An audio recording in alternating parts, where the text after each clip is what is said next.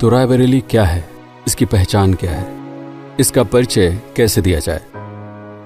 UP 33 के नाम से सड़क पर भागती हुई गाड़ियों का पंजीकृत जनपद, उत्तर प्रदेश के पहले अखिल भारतीय आयुर्विज्ञान संस्थान अर्थात एम्स का संचालक, अमेठी रायबरेली की सीमा पर स्थित देश के पहले राजीव गांधी विमानन विश्वविद्यालय का अधिकारी, 1952 से अब तक 16 बार कांग्रेस का संसदीय गढ़, भारत की तीसरी एवं प्रथम महिला प्रधानमंत्री इंदिरा गांधी का निर्वाचन क्षेत्र, हिंदी साहित्यकार आचार्य महावीर प्रसाद द्विवेदी की जन्मस्थली, डलमऊ के किले से गंगा के विस्तार का अवलोकन करते हुए निराला द्वारा लिखे गए काव्यों की पृष्ठभूमि, 12,368 किलोमीटर में फैली उत्तर प्रदेश की सबसे लंबी शारदा नहर एवं सई नदी के आपसी टकराव से निर्मित अद्वितीय भेंटा जल सेतु, 1550 मेगावाट विद्युत का उत्पादन करने की क्षमता वाला Unchahar thermal power plant, Red, Bullet Raja जैसी कई बॉलीवुड फिल्मों में अपनी भव्यता बिखेरता महेश विलास पैलेस, सुदूर देशों से आने वाले सैकड़ों पंक्षियों, वन्य एवं जलीय जीवों का घर समसपुर पक्षी विहार, आधुनिक रेल डिब्बा कारखाना एवं इंडियन टेलीफोन इंडस्ट्री जैसे उद्योगों का संवाहक, 1857 के विद्रोह में अंग्रेजों एवं राणा वेनी माधव सिंह के बीच चले संघर्ष का उद्घोषक, 7 जनवरी 1921 को किसानों के रक्त से लाल पड़ने वाली सई नदी के काले इतिहास का साक्षी। यह है रायबरेली का एक संक्षिप्त परिचय। रायबरेली जिला कब और कैसे बना? 1857 में व्याप्त सैनिक विद्रोह का व्यापक प्रभाव रायबरेली पर पड़ा। राणा वेनी माधव सिंह के द्वारा अंग्रेजों के खिलाफ छेड़े गए विद्रोह ने स्थानीय प्रशासन को पूरी तरह से अपंग बना दिया था। इसलिए लखनऊ से 75 किलोमीटर दूर अपनी प्रशासनिक क्षमता को सुदृढ़ करने के लिए ब्रिटिश अधिकारियों को एक नए जनपद की आवश्यकता थी, जिसके लिए स्थानीय राजाओं को पराजित कर उन्हें मृत्यु के घाट उतारने की भयानक प्रक्रिया शुरू की गई। अंग्रेजों ने चतुराई से नेपाल से लौटे स्थानीय राजा हर प्रसाद जी को दरियाबाद के किले में घेर कर मार डाला, जिसके बाद 1858 में रायबरेली को एक जिले के रूप में अस्तित्व दिया गया। 4,609 वर्ग किलोमीटर में फैले रायबरेली जिले की कुल जनसंख्या 2011 की जनगणना के आधार पर लगभग 34 लाख थी, जिसमें 87% हिंदू, 12 मुस्लिम एवं शेष 1% में अन्य जातियां हैं। औसतन यहां प्रत्येक 1000 पुरुषों पर 941 महिलाओं का जन्म होता है। 90% जनसंख्या गांवों में और 10% शहरों में निवास करती है। जनघनत्व के आधार पर प्रति वर्ग किलोमीटर में लगभग 739 लोग रहते हैं। 2011 में 79% साक्षरता दर्ज की गई थी। रायबरेली मुख्य रूप से सई नदी के किनारे बसा हुआ है। गंगा नदी का विस्तार फतेहपुर जिले को रायबरेली की सीमा से अलग करती है। इसके अलावा नैया, बसहा, सोह, लोनी आदि सहायक एवं छोटी नदियां जिले के अलग अलग भागों में प्रवाहित रहती हैं। वर्तमान में रायबरेली का प्रशासनिक कार्य 6 तहसीलों में बटा हुआ है: रायबरेली, डलमऊ, ऊंचाहार, लालगंज, महाराजगंज एवं सलोन। तो आइए ऐतिहासिक रायबरेली स्टेशन से यात्रा का प्रारंभ करते हैं। रायबरेली जंक्शन लखनऊ चारबाग के उत्तरी रेलवे जोन में 80 किलोमीटर की दूरी पर स्थित है। रायबरेली जंक्शन लखनऊ से रायबरेली रेल मार्ग के निर्माण की अनुमति ब्रिटिश प्रशासन द्वारा 1891 में दी गई। 18 अक्टूबर 1893 को इसे यात्रीवाहक ट्रेनों के लिए सक्रिय कर दिया गया। रायबरेली से वाराणसी रेल मार्ग को बनाने का प्रस्ताव अक्टूबर 1895 को रखा गया। 2 साल में ही इसका कार्य पूरा हुआ और 4 अप्रैल 1898 को इसे भी यात्रियों के आवागमन के लिए शुरू कर दिया गया। समुद्र तल से 116 मीटर की ऊंचाई पर स्थित इस जंक्शन पर 4 प्लेटफॉर्म हैं, जिन पर 79 रेलगाड़ियां विश्राम लेती हैं। आने जाने को मिलाकर 14 पैसेंजर, 15 सुपरफास्ट, 45 एक्सप्रेस, 2 गरीब रथ एवं 2 डेमू रेलगाड़ियां यात्रा को सुलभ बनाती हैं। पूरे जनपद में 4 जंक्शन हैं: रायबरेली, दरियापुर, डलमऊ एवं ऊंचाहार। रायबरेली से लखनऊ वाले रेलवे मार्ग पर कुल 5 स्टेशन जनपद की सीमा में स्थित हैं। 8 किलोमीटर दूर गंगागंज, 15 किलोमीटर दूर हरचंदपुर, 21 किलोमीटर दूर कुंदनगंज, 31 किलोमीटर दूर बचरावा एवं 37 किलोमीटर दूर श्री राजनगर स्टेशन। रायबरेली से ऊंचाहार कुंडा प्रयागराज मार्ग पर 6 किलोमीटर दूर दरियापुर जंक्शन के अलावा 11 किलोमीटर पर बेला बेला, 21 किलोमीटर पर लक्ष्मणपुर, 28 किलोमीटर पर रामचंद्रपुर एवं 38 किलोमीटर पर ऊंचाहार जंक्शन जनपद के भीतर मौजूद है। रायबरेली से डलमऊ, उन्नाव, कानपुर वाले रेलवे मार्ग पर दरियापुर जंक्शन के अलावा 13 किलोमीटर पर सूरजकुंड, 17 किलोमीटर पर उबरनी, 23 किलोमीटर पर राधा बलरामपुर हाल्ट, 31 किलोमीटर पर डलमऊ, 39 किलोमीटर पर बहाई, 45 किलोमीटर पर लालगंज, 53 किलोमीटर पर निहस्था हाल्ट, 58 किलोमीटर पर रघुराज सिंह एवं 63 किलोमीटर पर बैसवारा स्टेशन रायबरेली जनपद में स्थित है। रायबरेली से अमेठी प्रतापगढ़ रेलवे मार्ग पर मात्र एक स्टेशन जंक्शन से 9 किलोमीटर पर स्थित है, रूपामऊ। इसके अलावा ऊंचाहार से डलमऊ जंक्शन के बीच 3 अन्य रेलवे स्टेशन हैं। 47 किलोमीटर पर बरारा बुजुर्ग, 44 किलोमीटर पर जलालपुर ढाई एवं 46 किलोमीटर पर ईश्वरदासपुर। डलमऊ। पौराणिक कथा के अनुसार प्राचीन काल में गंगा नदी के किनारे ऊंचे टीले पर डालभ्य ऋषि का आश्रम हुआ करता था। आसपास के प्रांतों से यहां संचालित गुरुकुल में लोग शिक्षा ग्रहण करने के लिए आते थे। कई लोग ऐसा मानते हैं कि डालभ्य ऋषि के कारण ही इस स्थान का नाम डलमऊ पड़ा। 12वीं शताब्दी में राजेंद्र नाथ पौहारी अयोध्या से यहां आकर बसे और उन्होंने सन्यासियों के लिए मठों की स्थापना की।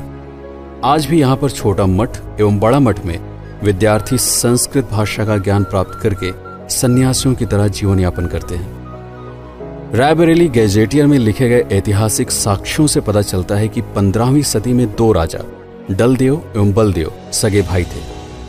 बैसवारा के बैस राजपूतों के सहयोग से डलदेव ने गंगा नदी के किनारे एक ऊंचे टीले पर किले का निर्माण करके अपना साम्राज्य स्थापित किया।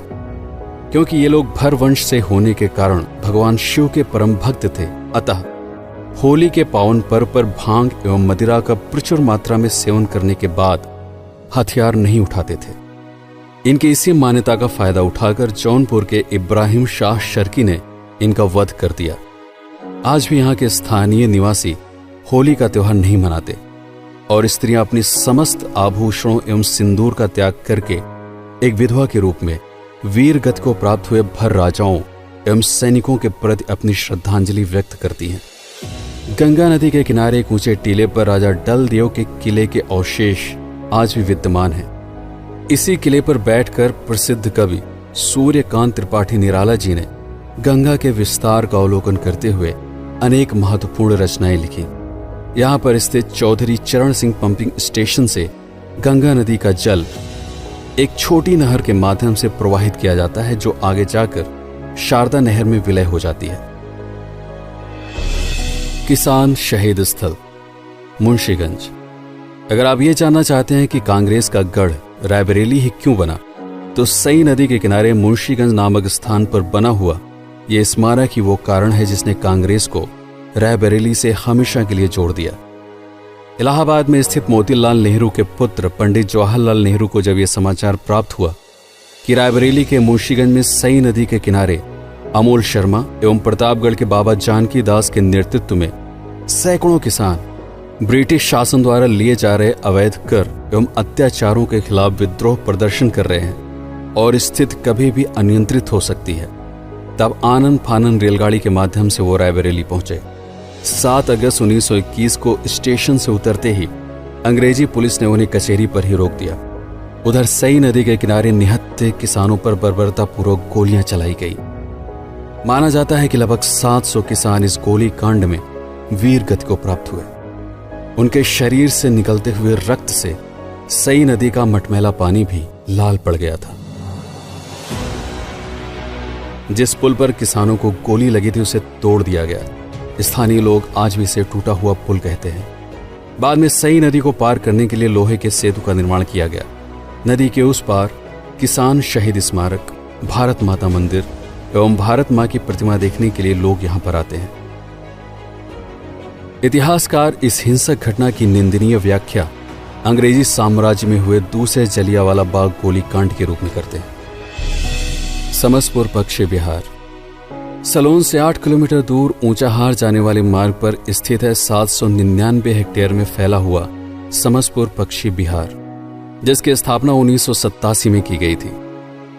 बिसैया, ममुनी, गोडवा हसनपुर, हाकगंज, रोहनिया एवं समसपुर नामक 7 झीलों के आपस में मिलने से इस विशाल अभयारण्य का निर्माण होता है।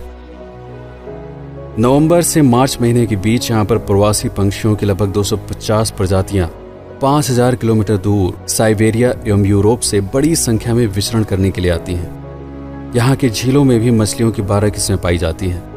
पर्यटक यहाँ पर पंक्षियों को देखने, पिकनिक मनाने या शहर के कोलाहल से दूर एकांत में कुछ समय बिताने के लिए आते हैं। केंद्र सरकार द्वारा हर साल 25 लाख रुपए इस पर्यटन स्थल की देखभाल के लिए प्रदान किए जाते हैं, लेकिन वर्तमान में इसकी स्थिति अत्यंत दयनीय है।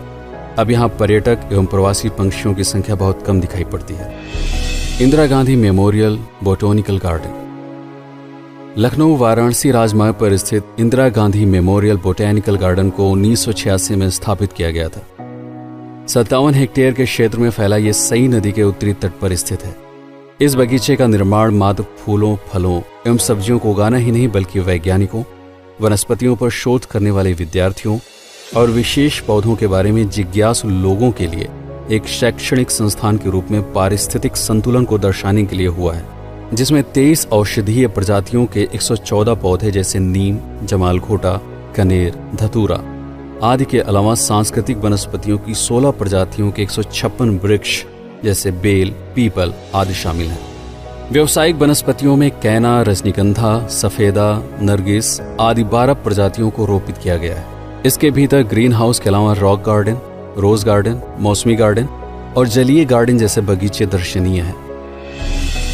महेश विलास पैलेस, शिवगढ़ बछरावा से 18 किलोमीटर दूर हैदरगढ़ वाले रोड पर शिवगढ़ में स्थित है महेश विलास पैलेस, जिसका निर्माण पश्चिम बंगाल के गौर राजवंशी राजा बरखंडी महेश प्रताप सिंह के पूर्वजों ने 1942 में राजस्थान के बीकापुर नामक जगह पर स्थित लालगढ़ किले की डिजाइन के आधार पर राजस्थानी शैली में करवाया था। वर्तमान उत्तराधिकारी राकेश प्रताप सिंह जी के संरक्षण में यहाँ पर एक संस्कृत विद्यालय संचालित होता है। पैलेस के विशाल बरामदे, डाइनिंग हॉल, दरबार और छत आज भी अपने टिकाऊ बनावट के कारण आकर्षक दिखाई पड़ते हैं। कई टीवी धारावाहिक, भोजपुरी एवं बॉलीवुड फिल्मों का चित्रांकन यहाँ पर इसकी भव्यता को दर्शाते हुए किया गया है, जिसमें अजय देवगन अभिनीत सबसे चर्चित फिल्म है रेड।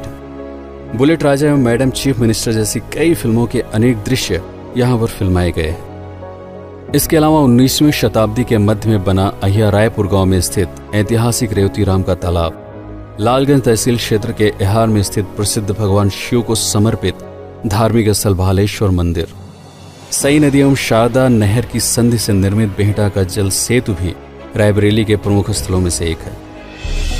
ऊंचाहार पावर प्लांट 1988 में स्थापित 1550 मेगावाट विद्युत उत्पादन क्षमता वाला Feroze Gandhi thermal power plant Raebareli के ऊंचाहार तहसील में स्थित है।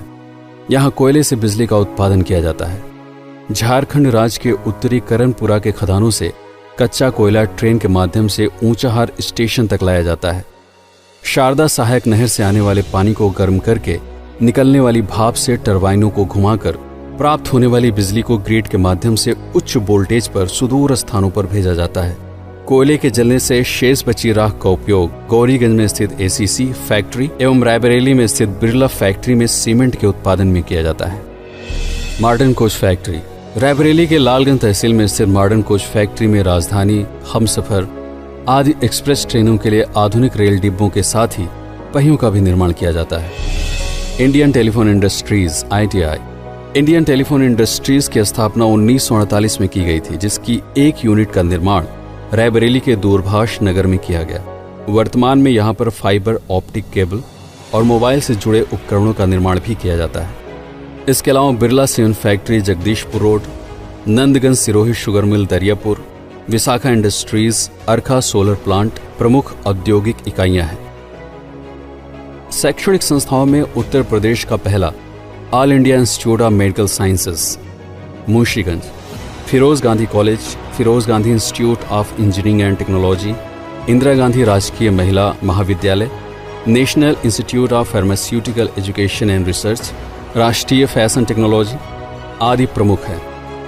इसके अलावा अमेठी जिले के निर्माण से पहले फुर्सतगंज हवाई पट्टी, इंदिरा गांधी उड़ान एकेडमी, राजीव गांधी राष्ट्रीय विमानन विश्वविद्यालय, फुटवियर डिजाइन संस्था एवं जैस में स्थित पेट्रोलियम संस्थान भी रायबरेली जनपद का ही हिस्सा हुआ करता था। रायबरेली के प्रमुख व्यक्तियों की अगर सूची बनाई जाए तो उसमें राणा वेनी माधो सिंह, महावीर प्रसाद द्विवेदी, महर्षि गर्ग, डालभ्य ऋषि, पंडित सुखदेव मिश्रा, आचार्य मृत्युंजय, अली मियां, मुल्ला दाऊद जैसे कालजयी व्यक्तियों के अतिरिक्त इंदिरा गांधी भारत की प्रथम महिला प्रधानमंत्री, मीनाक्षी दीक्षित बॉलीवुड की अभिनेत्री, रुद्र प्रताप सिंह क्रिकेट खिलाड़ी, लीला मिश्रा जैस में जन्मी 70 के दशक की अभिनेत्री, सुधा सिंह धावक, स्वप्निल सिंह क्रिकेट खिलाड़ी, मुनव्वर राणा मशहूर शायर, सहर्ष कुमार शुक्ला छिछोरे फिल्म में एक अभिनेता, बाहुबली विधायक स्वर्गीय अखिलेश सिंह,